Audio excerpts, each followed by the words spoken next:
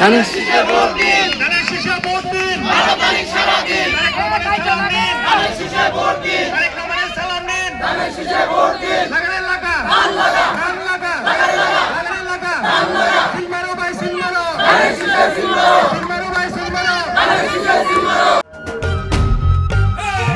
Vote দিব কিসে ধানের শীষে খালেদা জিয়ার সালাম নিন। ধানের শীষে ভোট দিন। খালেদা জিয়ার সালাম নিন। ধানের শীষে ভোট দিন। তারেক রহমানের সালাম নিন। ধানের শীষে ভোট দিন। 12 তারিখ সারাদিন। ধানের শীষে ভোট দিন। 12 তারিখ সারাদিন। ধানের শীষে ভোট দিন। লাগানে লাগা। ধান লাগা ধান লাগা। লাগানে লাগা লাগানে লাগা। ধান লাগা সিল মারো ভাই সিল মারো। ধানের শীষে সিল মারো সিল মারো ভাই সিল মারো। ধানের শীষে সিল মারো। আমরা সবাই 12 তারিখে সকাল সকাল ভোটের লাইনে দাঁড়িয়ে আগে ধানের শীষে সিল মারবো ইনশাল্লাহ।